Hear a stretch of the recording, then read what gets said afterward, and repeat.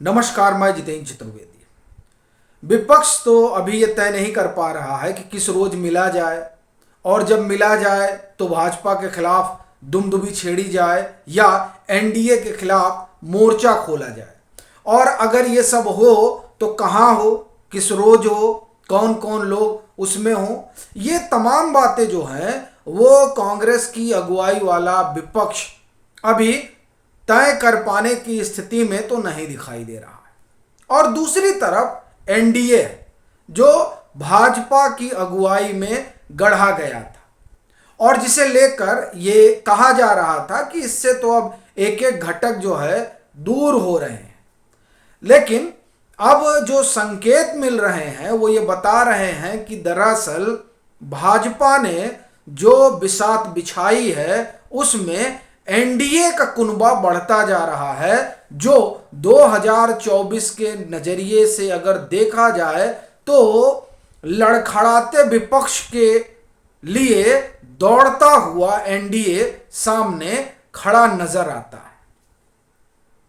एक एक नेता, एक एक दल धीरे धीरे कर जुड़ने की इच्छा जता रहे हैं, फिर वो चाहे दक्षिण हो और चाहे उत्तर हो। अकाली अपने पुराने साथी के साथ वापस आना चाह रहा है, इस बात की चर्चा बड़ी तेज हो चली है और वो पंजाब के लिहाज से ठीक भी है, क्योंकि भाजपा का तो वहां अपना कोई अस्तित्व नहीं है, 5-6% उनको मत मिलता है, लेकिन अकाली का वहां बड़ा स्टेक है और वो जब भाजपा के साथ मिलते हैं तब एक बड़ा मजबूत सामाजिक समीकरण बन जाता है, जो उस राज्य में भाजपा के लिए तो फायदेमंद रहता ही है, अकाली के लिए भी बड़ा राजनीतिक हितलाभ पहुंचा जाता है। तो अब जिस तरीके से पंजाब में अकाली की जमीन खिसक रही है, तो स्वाभाविक है उसे हासिल करने के लिए भाजपा के साथ जुड़ना जरूरी हो गया है और इसमें दोनों ही दलों को फायदा होगा। तो अब आप देखिए कि अकाली जो है वो हाथ बढ़ा रही है और भाजपा भी हाथ थामने को तैयार नजर आ रहा है। कायदे से तो जो चर्चा है उस चर्चा में अगर विपक्ष दौड़ रहा है तो ये जो लोग अब एनडीए से जुड़ना चाह रहे हैं उनको इधर आने की बजाय उधर जाना चाहिए था, यानी कांग्रेस की अगुवाई वाले मोर्चे में जुड़ना चाहिए था। लेकिन एनडीए की तरफ रुझान करने का मतलब ही है कि 2024 की तस्वीर बड़ी साफ दिखाई दे रही है उन नेताओं को जो एनडीए से अलग हुए थे। टीडीपी को देखिए, टीडीपी भी भाजपा के साथ जुड़ना चाह रही है और चंद्रबाबू नायडू ये चाहते हैं कि उनका अब राजनीतिक वनवास खत्म हो जाए। अब बड़ी चीज देखिए, केसीआर अब किसी गठबंधन का हिस्सा बनने को तैयार नहीं है। वो कह रहे हैं, उनके पार्टी के लोग कह रहे हैं, उनकी पार्टी कह रही है कि नहीं, हमको कोई तीसरा चौथे मोर्चे से कोई मतलब नहीं है, हम किसी एक व्यक्ति और पार्टी को हराने के लिए कोई लामबंदी नहीं करने जा रहे हैं।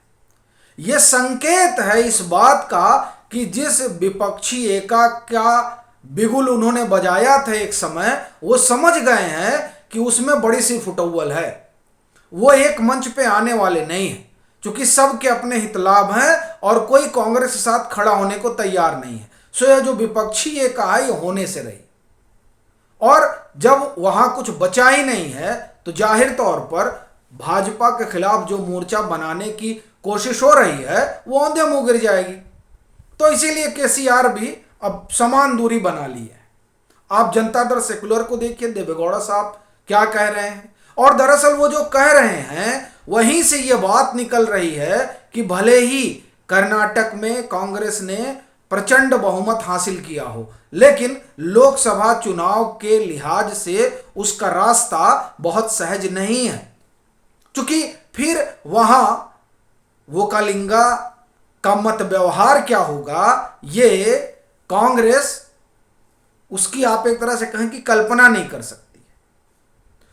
और फिर एसडी देवेगौड़ा साहब जो बोल रहे हैं उससे ये बात तो साफ हो रही है कि कर्नाटक में जो लोकसभा चुनाव का समीकरण होगा वो विधानसभा से एकदम उलट होगा।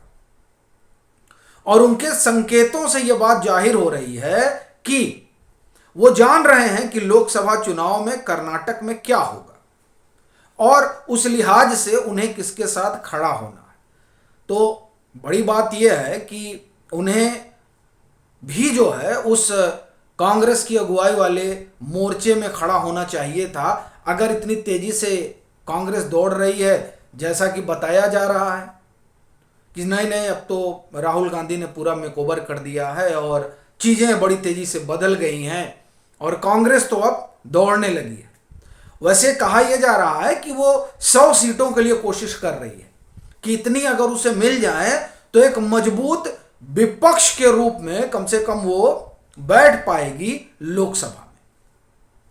बहरहाल अब आप देखिए कि जो दक्षिण में आपने देखा, हमने आपको बताया कि कौन कौन लोग हैं जो जुड़ना चाह रहे हैं। वाईएसआर कांग्रेस वो आप देखें कि शुरू से वो उसका जो रुझान रहा है, जो उसका संकेत रहा है वो यही रहा है कि वो भाजपा के साथ खड़ी रही। इससे अलग कहानी नवीन पटनायक की नहीं है। वह भी 2014-19 में भी यह देखने में आया कि उनकी कोई रुचि नहीं रही किसी गठबंधन का हिस्सा बनने की, खासतौर से वो जिसे कांग्रेस बनाना चाहती रही। उन्होंने समान दूरी बनाए रखी, लेकिन जब जरूरत पड़ी तो वो एनडीए के साथ खड़े दिखाई दिए। तो ये वो नेता हैं जो राजनीति और जनता की नब्ज को बहुत ठीक से समझते हैं। ये देख रहे हैं कि ये जो राजनीति है और ये जो देश का जनमानस है वो अभी तक नरेंद्र मोदी के साथ खड़ा है।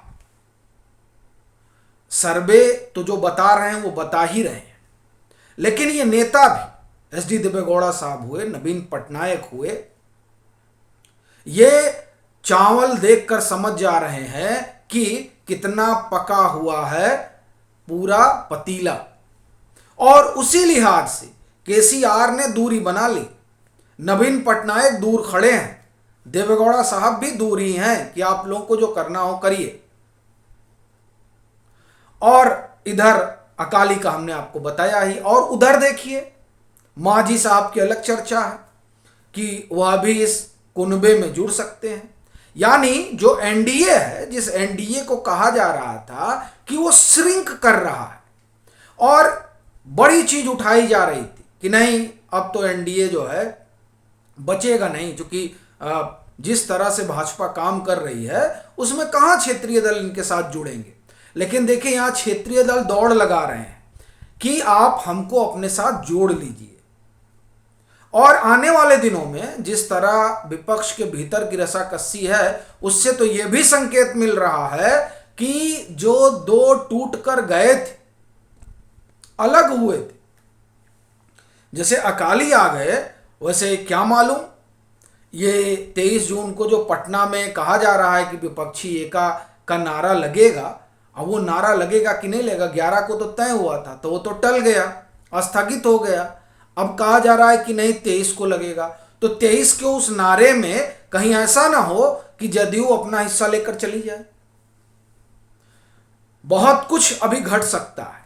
और फिर आप देखिए जो बेंगलोर में सभा हुई, सभा नहीं हम ये कहें कि आयोजन हुआ नई नवेली सरकार के गठन का, उसमें जो लोग नहीं आए उनका क्या रुख रहेगा।